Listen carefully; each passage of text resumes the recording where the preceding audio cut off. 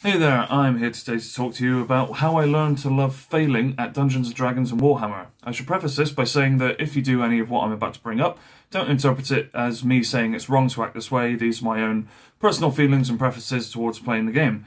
I also need to say that I'm very much new to the game, I guess in the same way that you'd call a low-level player you'd encounter on a multiplayer video game around January time a Christmas noob.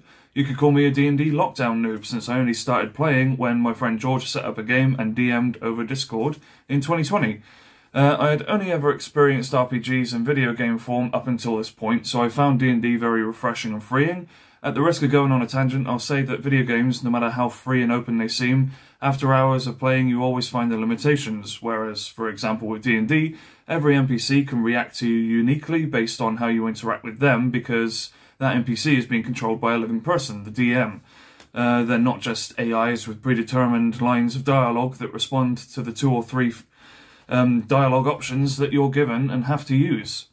So I created my character and I made a mistake that I never repeated again. I wrote an entire Act 1 of a novel for my character's backstory.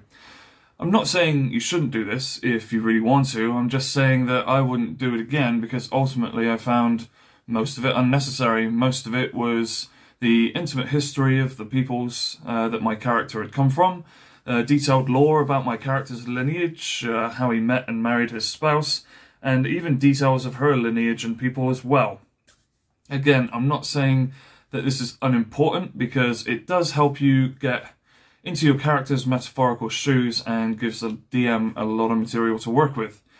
But I had literally written the first third of a novel when I could have instead had 9 or 10 bullet points that would accomplish the same thing.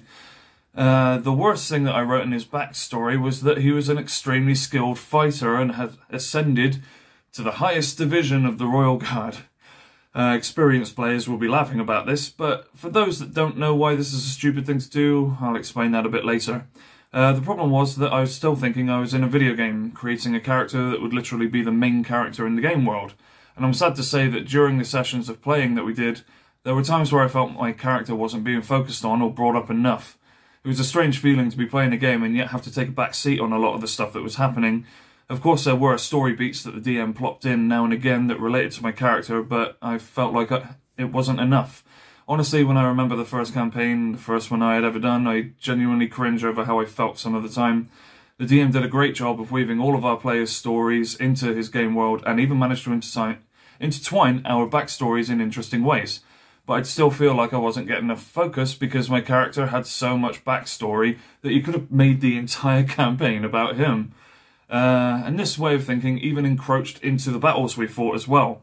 There were times where, despite what the dice rolls landed as, I felt that my character should be able to defeat the enemy regardless because of his ridiculous backstory of being an extremely skilled fighter that had defeated hundreds of enemies on the battlefield.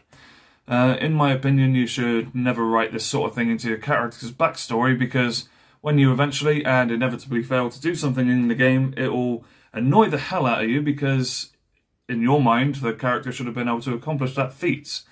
But that is very much not how D&D works. Instead, you could say in your character's backstory that they were a promising up-and-comer, someone with potential but still needs a lot of practice. This way it makes both logical sense and story-wise sense as well. All in all, making your level 1 character be this insanely accomplished warrior is just silly and setting you up for future failure and humiliation. And let me tell you, I would get annoyed any time I would fail. Not visibly or vocally annoyed, but there were times after the game was over where I thought about quitting and saying the game wasn't for me. I was so arrogant that I genuinely felt that the dice rolls weren't indicative of what my character was supposed to be like.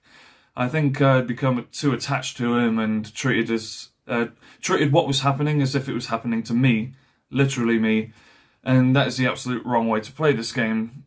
Unfortunately, we never finished that first campaign because when the lockdown started to ease and we all started going back to work, it was very difficult finding time to meet up with each other, even on video chat. Since then, I've done a few games with George, including a one-shot, which was my first ever experience playing D&D in person, but I've also started playing a game of Warhammer, which is quite similar to D&D, but with different rules, with my friend Mark DMing. It was this one-shot, the Warhammer game, and a little help from a man called Reigel that helped me understand that I didn't have to play the game so seriously and intensely, and that failing isn't the failure that I once thought it was. Firstly, in the one-shot, we were all given characters, made our way through the story, defeated the bad guy, and had a lot of fun doing it. We found the deck of many things, and all pulled cards as a reward for finishing. I pulled either the Donjon or the Void, can't remember which, but I know that my soul was sucked away and imprisoned somewhere. Secondly, in the Warhammer game, I'm currently on my third character. I created my first character as I normally do, but adhering to the rules of Warhammer, and I fully expected and intended that he would survive the entire game. That is until, unfortunately, there was an accident where my character mistook an NPC to be hostile. My character sprinted towards him and rolled a critical fail. Mark, the DM, determined that I successfully beheaded the baker that I mistook to be a bad guy, but I accidentally swung the axe down too hard that I chopped my leg off in the process. I rolled to see how many actions I would have before I bled out, and I got a 1. No one in my party was capable of healing me in one turn, and thus my character died. Incidentally, it was my first ever character death in either Warhammer or D&D. Thirdly, my friend had gotten me into watching a little show called Critical Role. Critical Role. Something I've become quite a fan of. I saw that the French Onion podcast had taken Sam Reigel on as a guest to discuss the Vox Machina TV show, so I gave that a watch. He was describing to Billy the rules and how to play D&D, and explained that one of his favourite things was failing because it led to moments of pure inspiration, ingenuity, and it simply being funny. Having the experience of both my one-shot character and my first Warhammer character die was hilarious to me, but it wasn't until I watched the podcast with Sam Reigel that I got it. The way he described failing really stuck with me. I decided that from then on I wouldn't take the game so incredibly seriously. I would still play properly and with purpose and intent, but I wouldn't let myself become so attached that I would take the failures of my character and the failing rolls to heart, and instead just enjoy the game. And so, my second Warhammer character died after a long and arduous battle within which the whole party got knocked out a few times, but we still managed to revive each other and eventually win the battle in the end. We went down into a tomb and needed to inspect the contents of a stone sarcophagus, but the lid was too heavy.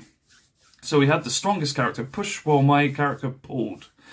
He rolled a critical success while I rolled a critical fail.